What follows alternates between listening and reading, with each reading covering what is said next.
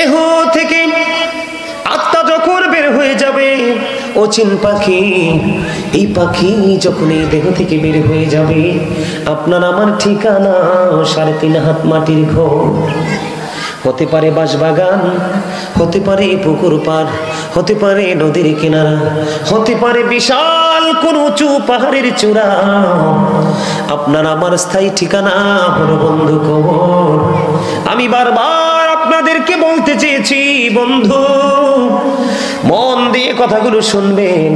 ও বন্ধু, আপনারা তো জানেন না পিছনের অবস্থাটা কি, কত ভয়ঙ্কর, কত ভয়ঙ্কর হবে আপনার আমার ভবিষ্যৎ, আপনার আমার ফিউচার। বন্ধু, কবরে যখন রাখা হবে, কবরে রাখার পরে আর ফিরে আসা যাবে না। বন্ধু, কবরে যাওয়ার পরে আল্লাহ রাব্বুল আলামিন বলেছেন, বান্দা প্রস্তুতি নিয়ে আসো। আল্লাহ রাব্বুল আলামিন বলেছেন, ইন্না বাতুশা রাব্বিকা লাশাদীদ। আল্লাহ বলেছেন, আল্লাহ বান্দাগুলোকে শক্ত করে ধরবে। ইন্নাল্লাহু সারিউল হিসাব। বান্দাকে শক্ত করে ধরার পরে বান্দার কাছ থেকে চুকিয়ে চুকিয়ে আল্লাহ রাব্বুল আলামিন হিসাব নেবে। আল্লাহ রাব্বুল আলামিন জানিয়ে দিয়েছে, বন্ধু এই পৃথিবীর বুকে যখন তোমার বিপদে পড়ো, তোমার জন্য সাহায্যকারী চলে আসে, বিভিন্নভাবে প্রক্রিয়া করে বিপদ থেকে মুক্তি পাওয়া যায়। যদি ভবিষ্যৎ তোমার অন্ধকার হয়ে যায়, ফিউচার যদি অন্ধকার হয়ে যায়, ওখানে বাঁচার কোনো রাস্তা নাই রে বন্ধু। আল্লাহ রাব্বুল আলামিন জানিয়ে দিয়েছেন, লা ইয়ামুতু, people will not die that day. সেদিন মানুষ মরতে পারবে না। আল্লাহ রাব্বুল আলামিন বলেছেন, ফিহা ওয়ালা ইয়াহইয়া, people will not be able to live that day. সেদিন মানুষ বাঁচতেও পারবে না। আল্লাহ রাব্বুল আলামিন বলে দিয়েছেন, ওমা হুমান হাবি গায়িবিন, people will not be able to escape that day. সেদিন মানুষ সেখান থেকে পালাইতেও পারবে না। এই জন্য আমি আজকে আপনাদেরকে বলি, দুহার দক্ষিণ ইকরাশি কবরস্থান কমিটির উদ্যোগে আজকের এই জান্নাতের বাগান, এই দক্ষিণ ইকরাশির আমার ভাই, আমার বাবার, আমার মা বোনদেরকে বলবো, হৃদয় খুলে শোনো। এই যে বলেছি, আল্লাহ বান্দাকে ধরবে খুবই শক্তভাবে, হিসাব নেবে বন্ধু খুবই শক্তভাবে। যদি তুমি বিপদে পড়ে যাও, হিসাব যদি সঠিকভাবে দিতে না পারো, কবরে যদি তুমি প্রশ্নের জবাব সঠিকভাবে দিতে না পারো, তাহলে তোমার চারপাশে শুধু বিপদের বিপদ, কোথাও গেলে তুমি হিসান খুঁজে পাবা না। কারণ কবর হলো ফিউচারের প্রথম স্টেপ। কারণ উসমান রাদিয়াল্লাহু তাআলা আনহু কবর যখন দেখতো বন্ধু, এত বেশি কান্না করত, মনে হতো যেন ওনার চোখ দুইটা যেন ঝর্ণা হয়ে গেছে রে, এত বেশি কান্না করতেন হযরত উসমান জিন্নুরাইন রাদিয়াল্লাহু তাআলা আনহু। যদিও তিনি রাসূলের 2টা কন্যাকে বিবাহ করেছিলেন, 2টা নূরের অধিকারী, তিনি বন্ধু অনেক বেশি ক্রন্দন করতেন। তার কারণ হলো বন্ধু, ওই কবর হলো মানুষের প্রথম, ওই পারের জীবনের প্রথম ধাপ। ওইখানে যদি মানুষ বিপদে পড়ে যায়, ওখান থেকে বের হয়ে আসার কোনো সুযোগ নাই। প্রত্যেকটা ধাপে ধাপে শুধু বিপদ তার জন্য আসন্ন।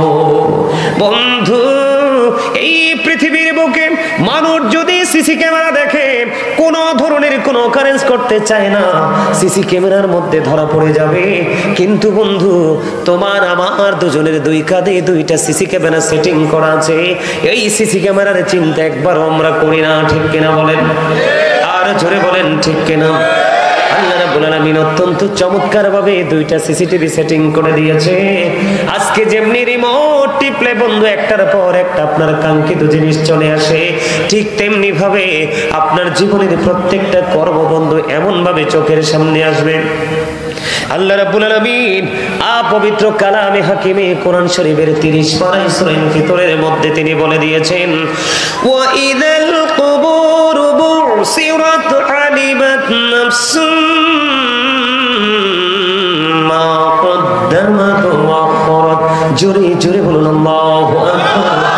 আল্লাহ রাব্বুল আলামিন জানিয়ে দিয়েছে বন্ধু, কবর যখন ওপেন হয়ে যাবে, কবরটা যখন খোলা হয়ে যাবে, ওই কাল কিয়ামতের দিন আপনি আমি আমাদের জীবনে কি করেছি আর কি করিনি সব কিছু আমরা দেখতে পারবো, জানতে পারবো প্র্যাকটিক্যালি। সেদিন কাউকে দোষারোপ করা যাবে না, ও বন্ধু কারো উপর কোনো দোষ বর্তানো যাবে না। আমি একটু আগে বলেছিলাম গরিব ধনীর পার্থক্য করতে গিয়ে আমি বলেছিলাম বন্ধু, বিপদ কি আমরা মানুষ দেয় না কি আল্লাহ রাব্বুল আলামিন দেয়? কেউ বলেছেন মানুষ, ম্যাক্সিমাম লোক বলেছেন বন্ধু আল্লাহ। না না, আল্লাহ রাব্বুল আলামিন আল্লাহর বান্দাকে দুঃখ দেয় না, আল্লাহর বান্দাকে আল্লাহ রাব্বুল আলামিন কষ্ট দেয় না। সূরা ইউনূসের 44 নম্বর আয়াতে আল্লাহ রাব্বুল আলামিন বলেছেন, ইন্নাল্লাহা লা ইয়াযলিমুন নাসা শাইয়্যাও ওয়ালাকিন্নান নাসা আনফুসাহুম ইয়াযলিমুন। আল্লাহ রাব্বুল আলামিন জানিয়ে দিয়েছেন আল্লাহ আল্লাহর বান্দার উপর জুলুম করে না, আল্লাহর বান্দার উপর অত্যাচার করে না, বান্দা নিজেই নিজের উপর অত্যাচার করে। জোরে জোরে বলেন আল্লাহু আকবার। আমার কথা কি আপনারা বুঝতে পারেন? কথা বুঝেন? কি বুঝাইতে চাই বুঝতেছেন? মনে রাখবেন সব সময় আল্লাহ ধরবে খুব শক্তভাবে, হিসাব নিবি খুব শক্তভাবে। বাঁচতেও পারবা না, মরতেও পারবা না, পালাইতেও পারবা না, বন্ধু কি করবা এগুলো মনে রাখতে হবে। এই জন্য আমি আপনাদেরকে নিয়ে এইদিকে চলে এসেছি। আমার কাউকে দোষারোপ করা যাবে না, ও বন্ধু কাউকে দোষ দেয়া যাবে না, কারণ আল্লাহ রাব্বুল আলামিন এই যে সিসি ক্যামেরা সেটিং করে দিয়েছে এটার মধ্যে সব কিছু কাউন্টিং হচ্ছে, আপনি চাইলেও পিছলাইতে পারবেন না। এই জন্য আমি আপনাদের কাছে ক্লিয়ার করতেছি, কারো কাছে দোষ দেওয়া যাবে না, আল্লাহ দিয়েছে সেটাও বলা যাবে না। কারণ আমি সব সময় আমার লেখা একটা প্রবাদ আছে, আমি একটা প্রবাদ লিখেছি বন্ধু, কি লাভ হবে আমি অন্যজনকে দোষে, সব পেয়েছি আমি আমার আপন কর্মদোষে।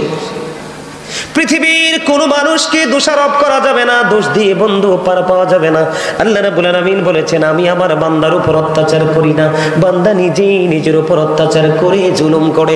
এখন জুলুম যারা বন্ধ করে তাদের অবস্থা কি, জালেম যারা তাদের অবস্থা কি?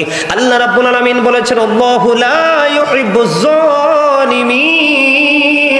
আল্লাহ রাব্বুল আলামিন বলে দিয়েছেন আল্লাহ রাব্বুল আলামিন অত্যাচারীকে পছন্দ করে না।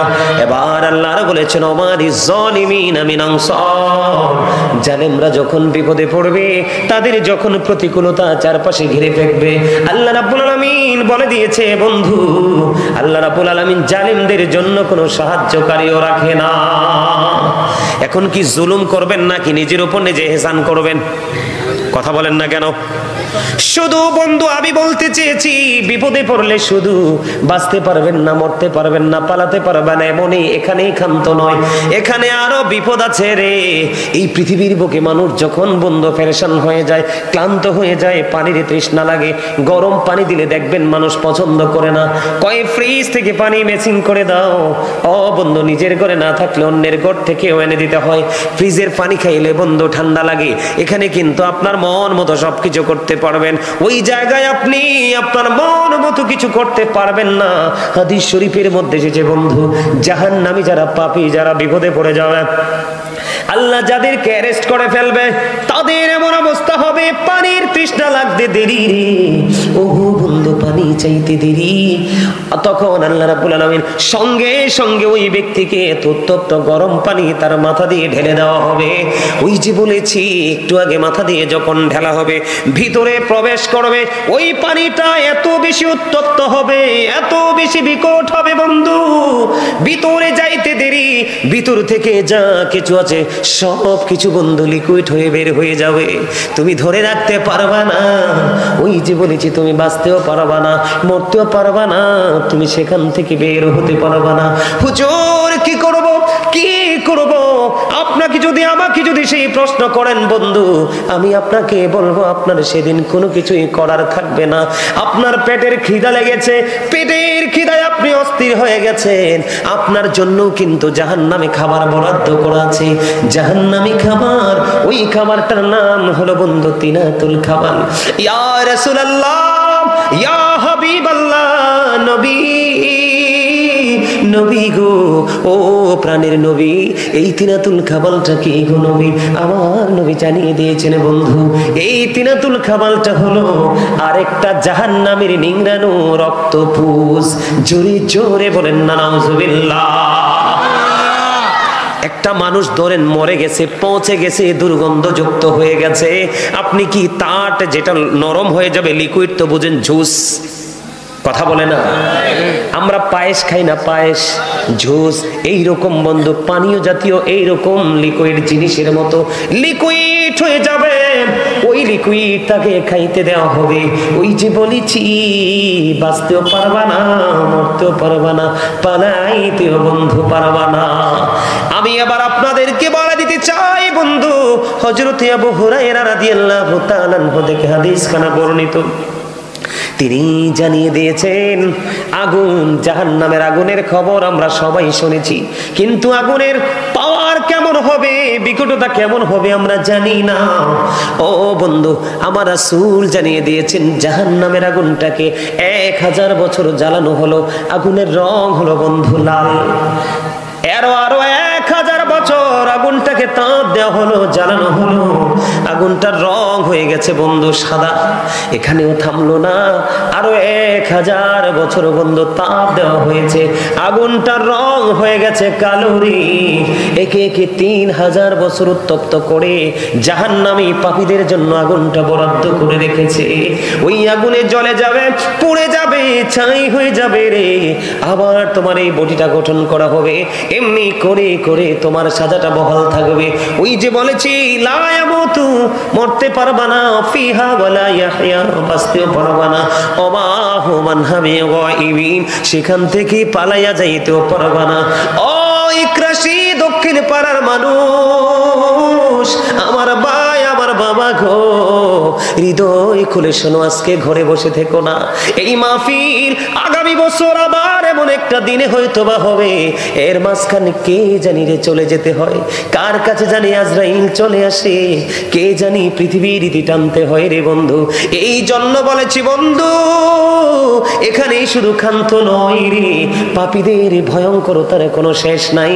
ও বন্ধু, 30,000 বছরের রাস্তা হবে, ফুলচেরাতের ফুল, চুলের চাইতে চিকন হবে, হীরার চাইতে বন্ধু ধার হবে।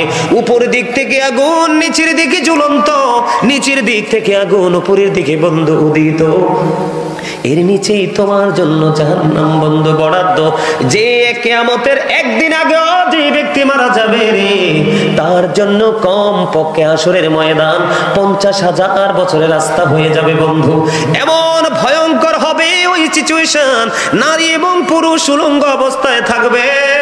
মাইশা প্রশ্ন করলো, ইয়া রাসূলুল্লাহ, ইয়া হাবিবাল্লাহ, নবী গো, ও প্রাণের নবী, নারী পুরুষ উভয় সেদিন উলঙ্গ থাকবে, কেউ কি কারো দিকে নজর দেবে না? আমার নবীজি জানিয়ে দিয়েছেন এত ভয়ঙ্কর হবে রে আয়েশা, আয়েশা, এত ভয়ঙ্কর হবে রে সেই দিনের ভয়ঙ্করতা, একজন আরেকজনের দিকে তাকাইবার সুযোগ থাকবে না। এত ভয়ঙ্কর হবে, গর্ভধারিণী মা গর্ভের সন্তান প্রসব করার আগে সে গর্ভপাত করে ফেলবে। ও বন্ধু, স্তন্যদায়ী তার স্তন্যপায়ীর কথা ভুলে যাবে বন্ধু। এমন পরিস্থিতি হবে রে, কুল কিনারা খুঁজে পাবা না। তবে আল্লাহ আল্লাহ রাসূলের প্রেমিক হয়ে তুমি কবরে যাও, আল্লাহ রাব্বুল আলামিন বলে দিয়েছে, যতই বিপদ, যতই ভয়ঙ্করতা, যতই প্রতিকূলতা আসুক না কেন বন্ধু, তুমি দুনিয়া এবং আখিরাত উভয় জাহানে তুমি শান্তির সুবাতাস তোমার সাথে বইতে থাকবে। আরো জোরে বলেন না সুবহানাল্লাহ, আরো জোরে বলুন না সুবহানাল্লাহ। সুবহানাল্লাহ ওয়ালহামদুলিল্লাহ, লা ইলাহা ইল্লাল্লাহ, সুবহানাল্লাহ ওয়ালহামদুলিল্লাহ, লা ইলাহা ইল্লাল্লাহ, লা ইলাহা ইল্লাল্লাহ, লা ইলাহা ইল্লাল্লাহ। আরশ কুরসি লৌহ কলম সৃষ্টি যাহার ওসিলা, নিজে আল্লাহ খুশি হইয়া নাম রাখিলেন হাবিবুল্লাহ। সুবহানাল্লাহ আলহামদুলিল্লাহ, লা ইলাহা ইল্লাল্লাহ, লা ইলাহা ইল্লাল্লাহ, লা ইলাহা ইল্লাল্লাহ। নামের সাথী নাম মিশাইয়া যারে আল্লাহ পাঠাইলা রে যে আল্লাহ দুস্ত বলে তাহার প্রেমে মজিলা সুবহানাল্লাহ আলহামদুলিল্লাহ লা ইলাহা ইল্লাল্লাহ লা ইলাহা ইল্লাল্লাহ মুহাম্মাদুর রাসূলুল্লাহ সাল্লাল্লাহু আলাইহি ওয়াসাল্লাম। জোরে জোরে বলুন আলহামদুলিল্লাহ। বলতেছিলাম বন্ধু এত ভয়ঙ্কর হবে রে, শুধু এখানে একান্ত নয়, আমি আজকে নেগেটিভ সাইডটা আপনাদের সামনে একটু তুলে ধরতেছি বন্ধু। হাদিস শরীফের মধ্যে এসেছে একটা পাপী লোকের আত্মা যদি তার দেহ থেকে বের করা হয়, গোটা পৃথিবীর যত প্রাণী আছে সবগুলোকে একত্রিত করার পরে যদি বন্ধু মরে পচে যদি দুর্গন্ধ বের হয়ে আসে, ওই সমস্ত প্রাণীর পচা দুর্গন্ধের চাইতেও বিকট হবে একটা পাপী লোকের আত্মা থেকে। জোরে জোরে নাউজুবিল্লাহ, আর জোরে বলেন না নাউজুবিল্লাহ। আপনারা জানেন না পাপী লোকের আত্মাটাকে এমন ভাবে বের করা হবে, একটা লোহার সরা তার পেটের মধ্যে ঢুকাইয়া যখন টান দিবে, আপনাদের এদিকে, আপনারা তো নদীমাতৃক এলাকার মানুষ, আপনাদের এদিকে পানি হইলে মাছ মারে চল দিয়ে, মাছটা যখন ভেসে ওঠে এইভাবে মারে, এরকম আসেনি? আমাদের কুমিল্লাতে এটাকে চল বলি আমরা, চল। এটা দিয়ে বন্ধু মাছ মারা হয়। মাছটা যখন মারা হয় চলটা কিন্তু ঢুকে বন্ধু সোজা হয়ে, কিন্তু বের হওয়ার সময় জীবিত মাছটার বডি থেকে কিন্তু গোস্ত নিয়ে উল্টা দিকে বের হয়। এই জন্য বন্ধু এইভাবে মাছ মেরে খাওয়া ইসলামে বৈধ নয়। আমি আপনাদেরকে বোঝাই, কাঁটা যুক্ত সরা যদি একজন মানুষের পেটের ভিতরে ঢুকারে দেওয়া হয়, ঢুকায়া যদি টান দেওয়া হয়, একটু একটু করে বন্ধু ছিঁড়ে ছিঁড়ে আসবে। ওই বন্ধু এত ভয়ঙ্কর, এই সিচুয়েশনটা কেমন লাগবে একটা মানুষ বন্ধু সহ্য করতে পারবে না। পাপী লোকের আত্মাটা বের করার প্রক্রিয়াটা এমনই হবে। নাউজুবিল্লাহ বলেন না, আর জোরে বলেন না নাউজুবিল্লাহ। বেশি দুর্গন্ধ বের হবে পাপী মানুষগুলোর আত্মা থেকে। এই ফেরেশতারা যখন এই পৃথিবীর বুকে আসবে ওই পাপী লোকের জানটা কবজ করার জন্য, তখন আল্লাহ রাব্বুল আলামিনের পক্ষ থেকে কুদরতি চট নিয়ে আসবে। চট বুঝেননি? চট সালার চট, বেতের চট আছে না নাই? দেখবেন মানুষ যখন কবরে দেওয়া হয় বন্ধু, কবরের উপরে বাঁশের চাউনির উপরে চট বিছিয়ে মাটি দেওয়া হয়, এইরকম চট নিয়ে আসবে। বলে হুজুর কেন গো, পাপী লোকের আত্মা থেকে এত দুর্গন্ধ বের হবে, ওই কারণে ওই চট নিয়ে এসে বন্ধু এটাকে পেঁচিয়ে ফেলা হবে। যখন এই পাপী লোকের আত্মা নিয়ে যখন আসমান পর্যন্ত যাবে, আসমানের ফেরেশতারা তাকে আসমানে প্রবেশ করতে দিবে না, ভিতরে ঢুকতে দিবে না। জোরে জোরে কন্না নাউজুবিল্লাহ। বডির ভিতরে সেই আত্মাটা পালানোর চেষ্টা করবে, এই আত্মাটা বডি থেকে বের হতে চাইবে না। মরণ কখনো সেই পছন্দ করবে না। কেন গো পছন্দ করবে না? কারণ এই মরণটা যে তার জন্য আরো বেশি ভয়ঙ্কর বিপদ, এইটা সে বুঝতে পারবে। জাহান্নামের সকল নমুনা তার চোখের সামনে ফেরেশতারা তুলে ধরবে। জোরে জোরে কন্না নাউজুবিল্লাহ। এই কারণে পাপী লোকের দেহটা, পাপী লোকের আত্মাটা দেহের মধ্যে ঘুরঘুর করতে থাকবে, পালানোর চেষ্টা করবে, কিন্তু আজরাইল থেকে পালানো যায়নি। কথা জোরে বলেন, পালানো যায়নি। আল্লাহ তো মৃত্যু, জীবন এবং মৃত্যু সৃষ্টি করেছে। আল্লাযী খালাকাল মাউতা ওয়াল হায়া, আল্লাহ রাব্বুল আলামিন তিনি মৃত্যু সৃষ্টি করেছেন, জীবন সৃষ্টি করেছেন। ঠিক কিনা বলেন? বাঁচার কোনো সুযোগ নেই, পালানোর চেষ্টা করবে, কিন্তু আজরাইল তাকে বের করবে। আজরাইল বের করে বন্ধু নিবে রে, নিতে দেরি এখান থেকে গোসল করে তাকে কবরে নেওয়া হবে। কবরে নেওয়ার পরে আমি আপনাদেরকে বলি, পাপী লোক বলতে একটা হলো মুমিন, আরেকটা হলো কাফের। কথা বুঝবেন? কয়টা? আর একটা দল আছে আপনার আমার মাঝে, সমাজের মধ্যে, দেশের মধ্যে, পৃথিবীর মধ্যে আরেকটা আছে, সেটার নাম হলো বন্ধু মুনাফিক। আছে না নাই? আল্লাহ রাব্বুল আলামিন পবিত্র কালামে হাকিম কারীম স্পষ্ট করে বলে দিয়েছে উইদ্দাত লিল কাফিরিন, কাফিরদের জন্য আল্লাহ জাহান্নাম বরাদ্দ করেছে। উইদ্দাত লিল মুত্তাকিন, মুত্তাকিনদের জন্য আল্লাহ রাব্বুল আলামিন জান্নাত বরাদ্দ করে দিয়েছে। আরেকটা হলো মাঝখানে বন্ধু মুনাফিক। মুমিন আল্লাহর প্রিয়, বেঈমান কাফির চিহ্নিত, কিন্তু মুনাফিক কখনো চিহ্নিত করা যায় না। আপনার কাছেও এক, আমার কাছেও এক, সবার কাছেই এক, ঠিক কিনা বলেন? বন্ধুরে আমার, সবচেয়ে বড় হলো মুনাফিক। আল্লাহ রাব্বুল আলামিন বলেছেন ইন্নাল মুনাফিকিনা ফিদ দারকিল আসফালি মিনান নার। আল্লাহ রাব্বুল আলামিন বলেছেন the hypocrites will be in the lowest place of hell. মুনাফিকরা জাহান্নামের একেবারে সর্বনিম্ন স্তরে থাকবে। হযরত আলী রাদিয়াল্লাহু তাআলা আনহু থেকে হান্ত হয়ে যাবে, বন্ধু মারা যাবে। এমন ভয়ঙ্কর পোশাক তাদের জন্য বরাদ্দ। বাঁচার কোনো উপায় নাই, মরার কোনো উপায় নাই, বন্ধু এখান থেকে পালিয়ে যাওয়ার কোনো উপায় নাই। আমি আপনাদেরকে আরেকটা মজার খবর আমি আপনাদেরকে দেই। হযরত ইদ্রিস আলাইহিস সালামের নাম শুনছেননি? ইদ্রিস নবীর নাম শুনছেন না? তিনি সব সময় বন্ধু রোজা রাখতো। প্রতিদিন তিনি রোজা রাখতেন। ইফতার গুলো জান্নাত থেকে আসতো। ইফতার করার পরে যখন অবশিষ্ট থাকতো, এগুলো আবার বন্ধু রিটার্ন চলে যাইতো জান্নাতে। আরো জোরে কন্যা সুবহানাল্লাহ।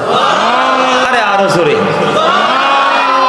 সুবহানাল্লাহ। এত বেশি পাওয়ারফুল জিনিস যেটা আমি আপনাদেরকে বলে বুঝাতে পারবো না। আমি না, পৃথিবীর কোনো আলেম বুঝাইতে পারবে না। এটা এত ওজনের জিনিস। আপনারা এখানে কেন আসছেন? আল্লাহকে পাওয়ার জন্য না? আল্লাহকে পাইতে হইলে কিন্তু আপনাকে একটা রাস্তা অবলম্বন করতে হবে। কি একটা রাস্তা? সেই রাস্তাটা হলো হক্কানি আলেমরা, হক্কানি আল্লাহর ওলিরা যেই পথে হাঁটে সেই পথ। কোন পথ? ইহদিনাস সিরাতাল মুস্তাকিম। আছে না নাই সূরা ফাতিহায়? আরেকটা মজার খবর বলবো। আপনার জীবনে বেশি আমল করতে পারেন নাই, কিন্তু অন্তরে মায়া মহব্বত প্রেম নিয়ে গেছেন। মানুষের অনেক প্রতিকূলতা থাকে না? এখন দিন যত যাচ্ছে মানুষের প্রতিকূলতা ততই বেশি বাড়ছে, তাই তো? আমি আপনাদেরকে বলি, জীবনে যদি কোনোদিন হক্কানি কোনো আলেমকে ভালোবাসতে পারেন, কি করতে পারেন? জীবনে আপনার তার সাথে কোনোদিন দেখা হয় নাই, আল্লাহর হাবিব বলেছে জীবনে কোনোদিন তার সাথে তোমার দেখা হয় নাই, কিন্তু তার সাথেই তুমি থাকবা। ওমা, এটা আমি বানিয়ে বলি নাই তো। কনফিউশন করা যাবে না। কনফিউশন থাকলে বুঝবো যে ইমানে গলদ আছে। আল্লাহ রাব্বুল আলামিন বলেছেন join with my dear people, come to my paradise. আল্লাহ বলেছেন join with my dear people, আমার প্রিয় লোকেদের সাথে যুক্ত হও। কাম টু মাই প্যারাডাইস, আমার জান্নাতে চলে আসো। সেই প্রিয় লোক হলো কারা? ইন্নামা ইয়াখশাল্লাহা মিন ইবাদিহিল উলামা। সেই প্রিয় লোক হলো হক্কানি আলেম এবং হক্কানি আল্লাহর ওলিরা। কারণ পৃথিবীর বুকে যত মানুষ আছে সত্যিকারের আল্লাহকে যদি কেউ ভয় করে, তারা হলো হক্কানি আলেম এবং হক্কানি আল্লাহর বন্ধু ওলিরা। এই জন্য আল্লাহ রাব্বুল আলামিন সাধারণ মানুষ যারা, আমজনতা যারা, তাদেরকে বলেছেন join with my dear people, আমার প্রিয় লোকেদের সাথে যুক্ত হও। কাম টু মাই প্যারাডাইস, আমার জান্নাতে চলে আসো। জোরে জোরে বলেন না সুবহানাল্লাহ। ফাদখুলি ফি ইবাদি ওয়াদখুলি জান্নাতি। আসেনি? শুনছেন নি আয়াত? তাহলে অস্বীকার করার সুযোগ আছে? তাহলে আলেমদের কি ভালোবাসলে লাভ না লস? আলেমদের মজলিসে বসলে লাভ না লস? লাভ না? আরো বেশি লাভ হলো ওই যে বললাম, আরো বেশি লাভ হলো ওই যে সুবহানাল্লাহ বলা। কি বলা? বেশি বেশি বলবেন। আমি কি সারা রাত থাকবো? আমি কিছুক্ষণ পরেই তো চলে যাব। এই আশা এবং যাওয়া মাঝখানের সময়টা যেন আপনার আমার জন্য কাল হাসরের ময়দানে নাজাতের জরিয়া হয়ে যায়। জোরে বলেন আমিন, সুম্মা আমিন। বন্ধুরে আমার, গভীর খেয়াল করবেন। আমি একটা একটা করে পয়েন্ট ছোট্ট ছোট্ট করে আপনাদের সামনে তুলে ধরছি। পাপী মানুষ মৃত্যুর সময় তার বিপদ, কবরে যাওয়ার পরেও বন্ধু তার বিপদ, ওই ভবিষ্যৎ পর্যন্ত তার বিপদ। আপনার অসুবিধা হয়? আমি তো আগেই বলছি। ভালো ফিল করছি, আপনি বিশ্বাস করেন। আমি যখন আসলাম ভালো ফিল করছি। আমি জিকির করছি, আপনি যখন হাত কাঁপতেছে, আমি এখানে বসে বসে আল্লাহকে বলছি, আল্লাহ এই মানুষটাকে একটু সুস্থ করে দাও, যেন বসে বসে একটা আলোচনা শুনতে পারে। আমি এখানে বসে বসে আল্লাহর কাছে, দেখছেন না উনি যখন মাইকটা হাতে নিছে, আমার ওনাকে দেখে অনেক করুণা হয়েছে, অনেক মায়া হয়েছে। যে একটা মানে দেখতেও নাকি কি অসুস্থ মনে হয়। অসুস্থ হয় না, কিন্তু ওনার প্রাথমিক যে সিচুয়েশনটা দেখছিলেন তো কেমন, এখন একটু রিল্যাক্স না? আপনার কাছে ভালো লাগে? বসবেন। আলহামদুলিল্লাহ, আলহামদুলিল্লাহ। আপনারা সবাই বলেন আল্লাহ যেন ওনাকে পুরো ওয়াজটা শুনে যাওয়ার তৌফিক দেয়। আমি জিকির করছি আর মন থেকে আল্লাহর কাছে একটু ছোট্ট একখানা দরখাস্ত লিখে দিয়েছি, মালিক এত দূর থেকে আসছি, ভালোবেসে এসছি কাছে, একটু আলোচনা শুনতে সুযোগ দাও। আমি কিন্তু মানে অপেক্ষা করছিলাম যে উনি কি বলে। উনি কিন্তু ওনার নিজের যে অনুভূতিটা প্রকাশ করে ফেলেছে। সুবহানাল্লাহ বলেন। আরে জোরে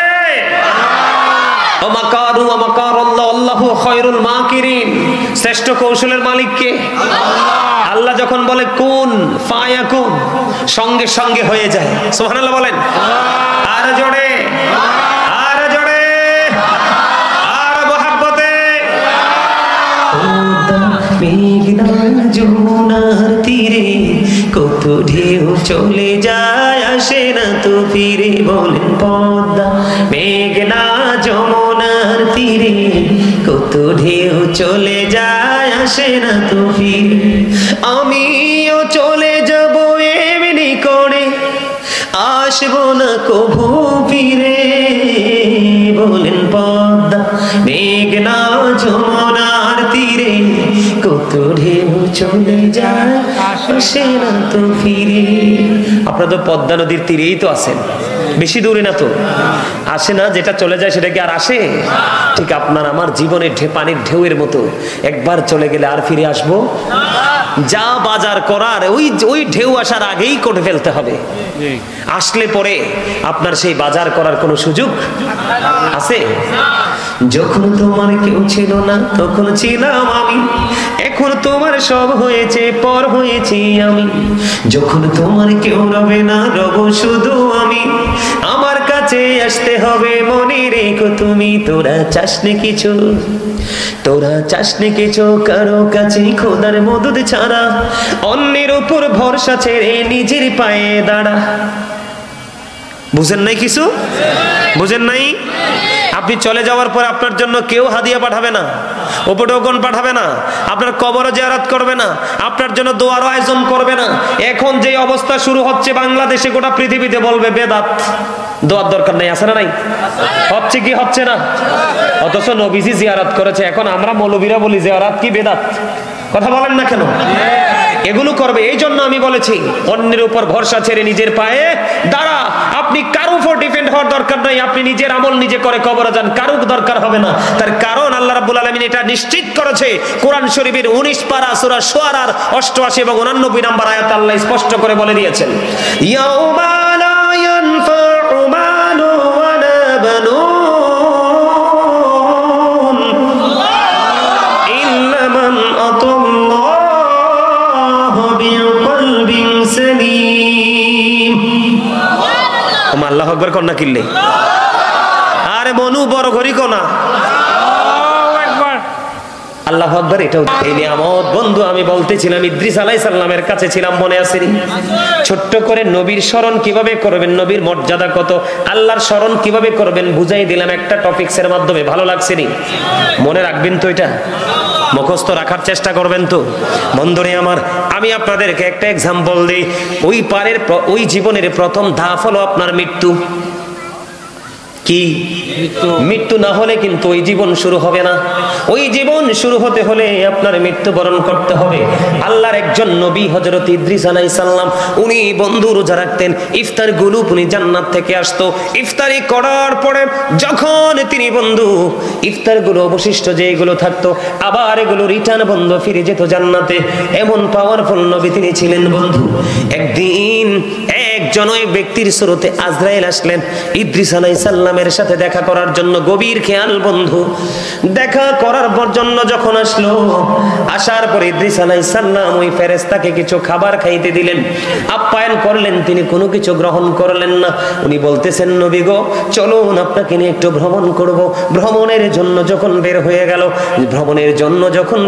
গেল, বের হওয়ার পরে বন্ধু ঘুরতে ঘুরতে একটা পর্যায়ে তিনি আবার একত্রিত হলেন। একত্রিত হওয়ার পরে এবার ইদ্রিস আলাইহিস সালাম ওনাকে প্রশ্ন করলেন, আপনি কে? কয় আমি হলাম মৃত্যুদূত আজরাইল। কয় কেন এসেছেন আমার কাছে? আমার কি মৃত্যুর সময় চলে আসলো নাকি?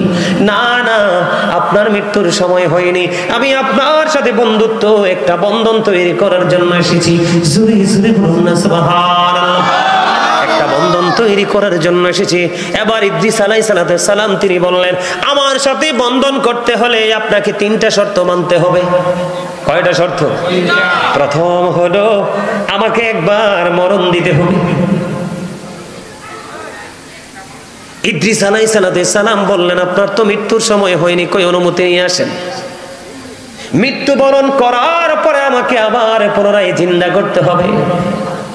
আল্লাহ রাব্বুল আলামিনের কাছে বন্ধু অনুমতি চাইলেন, আল্লাহ রাব্বুল আলামিন অনুমতি দিয়ে দিলেন।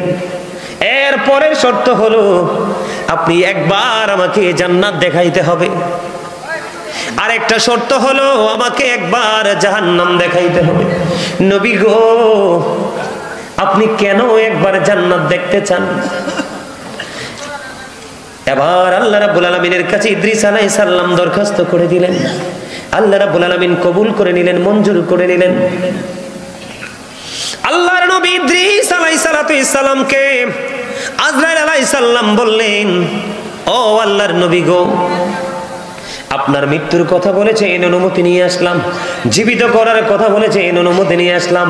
জান্নাত দেখার অনুমতি চাইলেন, নিয়ে আসলাম। কিন্তু নবী, আপনি আমাকে একটা কথা দেন, আপনি জান্নাতটা দেখার পরে ফিরে আসবেননি। জোরে বলেন না সুবহানাল্লাহ। আরো জোরে বলেন না সুবহানাল্লাহ। এবার কি করলেন? ইদ্রিস আলাইহিস সালাম কথা দিলেন। ইদ্রিস আলাইহিস সালাম বলেন, আজরাইল রে, ও আজরাইল, আমি কথা দিলাম রে, জান্নাত দেখার পরে আমি ফিরে আসব। কথা দিছেন? কয় হ। এবার আল্লাহর কাছে অনুমতি চাইলেন, আল্লাহ অনুমতি দিয়ে দিলেন। ওনার প্রাণ পাখি বন্ধু কবজ করা হলো, দেহ থেকে প্রাণ পাখি বের করা হলো। আবার ওনাকে পুনরায় ছোট্ট করে বলছি বন্ধু, সময় খুবই অল্প। আবার ওনাকে পুনরায় জিন্দা করা হলো। জিন্দা করার পরে এবার ওনাকে প্রশ্ন করা হলো, নবী গো, আপনি তো মৃত্যুবরণ করেছেন, আবার আপনি পুনরায় জীবিত হয়েছেন, আপনি আমাকে বলে দেন আপনি মৃত্যুটাকে কেমন পেয়েছেন? আমি আপনাদেরকে বুঝাইতেছি, বুঝতে পারতেছেন না আপনারা? একটা এক্সাম্পল ছাড়া তো আপনাদেরকে বোঝানো সম্ভব না। এবার আল্লাহর নবী ইদ্রিস আলাইহিস সালাম প্রশ্নের সঙ্গে সঙ্গে উত্তর দিলেন, আহারে মরণ, আমার কাছে আমার মরণটা এমন মনে হয়েছে গো, জীবিত একটা প্রাণীকে অথবা জীবিত একটা মানুষকে, জিন্দা একজন মানুষকে পা থেকে চামড়াটা মাথা পর্যন্ত ছুলে ফেললে যেমন হয়, অথবা মাথা থেকে পা পর্যন্ত চামড়াটা তুলে ফেললে একটা মানুষের জিন্দা থাকা অবস্থায় যেমন লাগে রে, আমার কাছে মৃত্যুটাকে তেমনই মনে হয়েছে। এবার সঙ্গে সঙ্গে গায়ের থেকে আসলো, আওয়াজ আসলো, যেই জীবনে যত প্রাণ পাখি কবজ করেছে এটার চেয়ে সহজে আর কোনো প্রাণ পাখি সহজে কবজ করা হয়নি। এবার আজরাইল উত্তর দিয়েছে, নবী গো, আমি এই পর্যন্ত যত প্রাণীর জান কবজ করেছি এত আরামে, এত হেসানে আর করিনি। আল্লাহু আকবার। আমি আপনাদেরকে এক্সাম্পল দিয়েছি বন্ধু বোঝার জন্য। নবী, আল্লাহর নবী, তাদের প্রাণ হরণ করা, তাদের জান কবজ করাতে একটা স্পেশাল নিয়ম তো আছে, ঠিক কিনা বলেন? এটার মধ্যেও যদি এমন বক্তব্য দেয় তাহলে বন্ধু শেষটা কেমন হতে পারে, ভয়ঙ্করটা কেমন হতে পারে? আদবের সাথে সফট যে এটা যদি এমন হয় তাহলে কঠোরতাটা কেমন হতে পারে? মুসা কালিমুল্লাহ যখন পৃথিবী ছেড়ে চলে গেলেন বন্ধু, ওনাকে প্রশ্ন করা হলো, আপনি আপনার মরণটাকে কেমন পাইছেন?